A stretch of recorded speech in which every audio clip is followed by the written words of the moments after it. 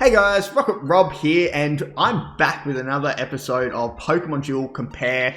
We're comparing today Victini and Sharpedo, and I'm joined here with Divani. Thanks for joining. Thanks for having me in, Rocket. Really appreciate it. Welcome, guys. No worries, mate. Well, yeah, great to have you. Obviously, you were someone that, like me, used both of these figures quite a lot. Definitely.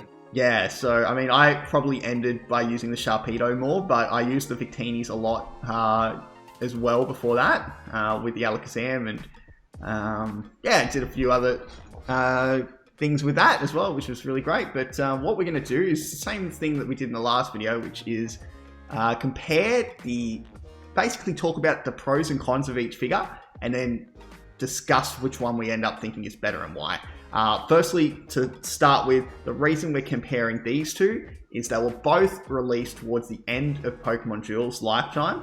They both are they both feature in exclusion decks, so they have some similarities there. So that's why we thought we'd compare these, because they do have some similarities. They're both EX figures, and just look at how the pros and cons and which one's better. So we'll start with Sharpedo.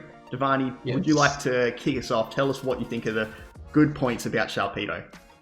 Sharpedo, first of all, if you don't get the synergy off, which I will talk about later, Sharpedo can handle it on its own. He can potentially win games because of its washout, and its 160 isn't huge, but it's good, just good to deal with most of the meta figures.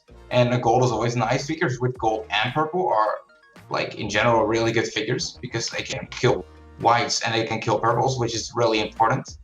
It can also, it has decent Z moves, the Dark Z move and the Water Z move, which is good. So standalone, it's not bad compared to Victini. But with Sharpedo, if you put it into the correct deck, which I'm talking about, with Kartana, so if something gets cracked, you can just Z-move with the Kartana from range without risking of dying. So that's also nice. And then once you get a crack marker, the opponent really needs to scoop up or get rid of the crack marker by evolving it or do something, because you cannot really remove a crack marker that easily. I'm pretty sure that Magearna in the late game was able to remove the crack markers, but that's the only thing. Or you can replace the marker with one of your own things. For example, Mimikyu. If you Mimikyu had the disguise, and if Mimikyu gets cracked, it loses its disguise. So that's one thing, but it can also work the other way around. For example, if you go up against a figure that gives a marker, trying to think of one, the Ghost Ultra Beast. Which one was that? Ghost Ultra Beast? Ooh, struggling there, but I think that it would be the same thing if it was a legendary bird or something like that, right? Not that they were used at that time, but if you got the charge marker, for instance. You can override it. Yeah. But other than that, there's really not much you can do if a Kartana gets really lucky and just kills you, because then you get moved to the Ultra Space. And that sounds okay against an Ultra Beast deck. You can benefit, you can get your own figures back, but if you don't have anything that could bring figures from the Ultra Space back, you're gonna be in a tough situation. You're gonna be in a 6v5 in no time. It's really amazing. Definitely, I definitely agree. I think Sharpedo, to be able to like you said, it is a decent standalone figure, but to be able to maximize its potential. Another similarity with the Victini deck is that it needs to be in synergy with other figures to maximize its potential. I think, and it also has the Mega as well, which is another thing that sets it aside, that gives it that advantage as well. As we can see here, when it goes Mega, it's got a really good wheel, which I think the Mega can move through other figures, but I'm not really sure. That's correct. Yeah, that's right. So it has... Why don't you tell me something about the downsides of the Sharpedo, the EX one? Yeah, the downsides, let's just say, if we're comparing this to Victini, it is a 2 MP figure. It's not a 3 MP figure. So that's one there. Hang on, let's bring up the EX version, not the rare version. So I'd say that as well as that, it does, even at level 5, it still does have a miss, so it's not like it doesn't have a perfect wheel. Look, it doesn't have a lot of downsides. I'm struggling to think of a lot of them, but I would say those are 2 of them. Have you got any more to add there? I mean, well, purple is nice. This thing still gets beaten by Z moves because the purple will still stop the Z move, but it will not kill the Z move user. Yeah. So it's not that good against Z move. Against purple Z moves, it's nice, but against white Z move, it's kind of weak. Definitely. Okay, so you get destroyed by Zorak, basically. 100 cross counter kills both of the attacks. Definitely. But it's actually strong. I can't find a 100% counter to this figure. Like, of course, against good RNG, you can get counters, but like, there's not one specific figure that counters this one completely. One thing, when you use Kartana with synergy in this, if you're up against a fire deck, its potential is a lot less. It's a lot more limited. If you're trying to, because you can't send the fire figures to the Ultra Space. You have to. No, you have to use Mega Sharpedo. Exactly. You have to use Mega Sharpedo to kill fire types. Exactly. Yes. That's the downside. That's another downside. Definitely. And you did see like Blacephalon was pretty prevalent towards the end, and there may have been some others. I'm not too sure, but. Blacephalon was a really excellent counter for this, especially paired with Ho-Oh, could really kill this deck. Yeah. Just Ho-Oh brings him back from the PC and the exclusion, while Blacephalon brings him back from the Ultra Space. You can get him back in separate ways. Exactly. So I think that pretty much covers it for Sharpedo. Do you want to move on to Victini? Yes. Great. Let's go and have a look at your favorite, the Nipple. All right. Let's Nipple deck. What type was that? That was Psychic and Fire, wasn't it? Psychic Fire. Yeah. Beautiful. Such a happy looking figure. Yeah. Okay, so would you like to take us through the advantages of Victini? The advantages of Victini. Victini is good in not only the triple Victini deck, but Victini is general good as a normal runner. You can use this as any runner because the Searing Shot is nice. It doesn't not only burn the battle opponent, but it can burn multiple figures in a row. So this figure can also be used in a Flame Energy deck with like a Mega Absolute, which you can like cancel all the plates, burn everything with the Victinis, pull the Flame Energy, and hopefully get a nice weight win. That's something I've seen a lot, and I tried it. Didn't really pull it off that many times, but it's sure a possibility. But let's just talk about the main purpose of Victini, which is the multiple Victini banish deck. Yeah. Especially paired with either Mega Alakazam or one of the genies, the Landorus, Thundurus, and the Tornadus. I think the best thing was with Alakazam. Yes. Because having the golden attacks is really important, especially against Dawnwings. Dawnwing was so good in the meta and Celebi.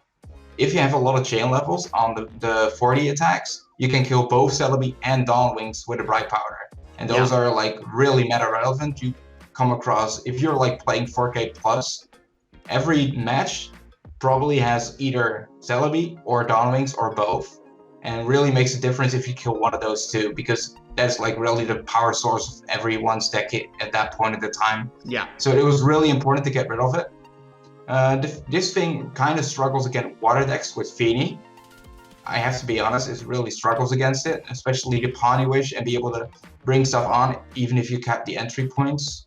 Really puts this deck in between the rock and hard place. Yeah, well, I'd like to say though, another advantage as well is the Z move. Psychic Z move is, for me, one of the best Z moves. You'd be able to get cheese wins when people aren't paying attention. They always have to have that on their mind as well.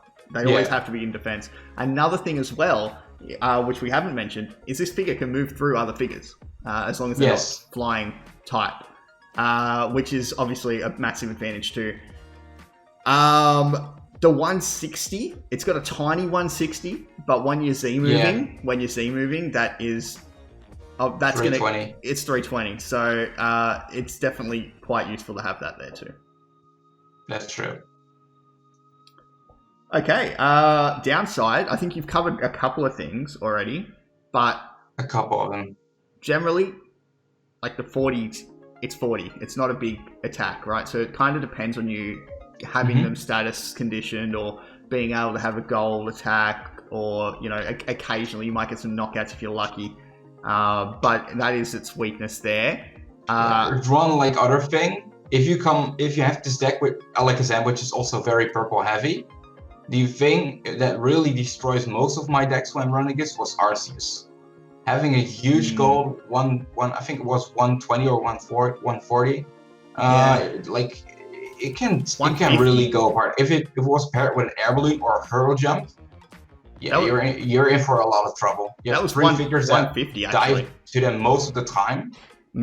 It's brutal. Yeah, no, definitely. Heavy golds really kill this deck. Arceus killed a lot of things. But it was weak to Z moves at least. Anyway, another thing there I'd say is the fact that you need to set up for this. You can't literally just pull a Victini off and run wild. You need to have a bunch of them. If one of them gets excluded or a couple in the PC, you're kind of screwed. Not only that, you need your supporting. Often to run at full capacity, you'll need your Alakazam there as well. So yeah, it's a lot weaker in the later game, I would say, if you don't manage to get those exclusions early. Yeah. That's why I also use like 2 power figures with it. I mostly chose Steelix, so I can save myself from the rush, because Victini decks are likely to get rushed. So I just like either use the ability with Steelix and then go on the goal and stuff like that, or I always bring like either Blacephalon or Mawile. Blacephalon for the Ultra Beast counter and the nice Final Song marker. And the Mawile is really good because, again, for the rushing, if something rushed you, like, let's say, like Deoxys Speed form or a Keldeo cannot water jump over you, so that's nice. Right. Yeah. Mawile and Blacephalon were like mostly paired with me using 3 Victinis and Alakazam. But you really need to think about your matchups. You cannot just use Victinis, Alakazam, and then some random figures. You need to think about, well, what is going to counter my deck? If you don't pick any figures that counter that, or just take that into account, you're probably going to lose most of your matchups that are your enemies. So it's weak to counter decks, and it cannot really defend well against them. Yeah, definitely. Well, I think that pretty much covers that. Who do you think's better? Let's say exclusion. Who has the best chance of excluding a figure? Okay, best chance of excluding a figure, I would say, oh boy, Sharpedo. Sharpedo with the Kartana? Yeah. Probably, because you've got especially in the late game. You've also, and this is if you count Kartana as excluding, because it's not really, but and then you've also got Mega Sharpedo too. So I think in that regard, definitely. I think that's right. And you've got, like, as a standalone figure, Sharpedo is better. As a like the Victinis can be faster because they've got 3 MP. You can put a bit of pressure on early. You can use them to cover up entry points quite easily because you can move through figures. They've definitely got advantages there, but I think overall, I would prefer to be running a Sharpedo team over a Victini team. Yeah. The only thing is that figures from the Ultra Space are, I think, more likely to get back than excluded figures. Yes. That's one thing. That's true. And one other thing is that when the Sharpedos get knocked out, the deck is still like okay, because what was your deck? What would you run with the Sharpedo deck? I think I would run 2 Sharpedos. I would run 2 Kartanas. I definitely had a Dawn Wings in there, but I can't remember what. Poipo? It may have been Poipo. I can't remember what the 6th figure was. Yeah. I mean, probably Sharks. In the late game, probably Sharks. Yeah. But how do you deal with rush decks when running the Sharpedo decks? Yeah, you kind of just have to get lucky. That's the problem. Your only saving is Dawn Wings on the go, Mm-hmm. which is decent. But for me, I could just, if they don't have move over stuff, I can just keep blocking Victinis in there on one lane. Yeah. Until they get unlucky, and then I can just set up. That's the one thing that's good about them.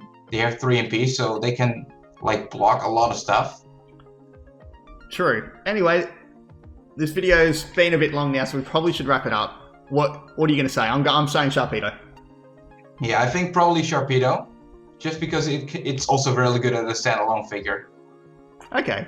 Yeah, definitely. All right. Well, Sharpedo wins this one. So thanks everyone for watching. Let us know what you think in the comments below. Definitely give us your opinion. And Divani, are you going to make any YouTube videos soon? Do you want people to subscribe to Divani? I'm kind of a bit busy. I'm sorry. Subscribe to him anyway and tell him to make some videos. You can subscribe to me. His link will be down below too. But we'll be back. I'm probably going to get Divani back for some more of these if he wants to come back. You want to come back?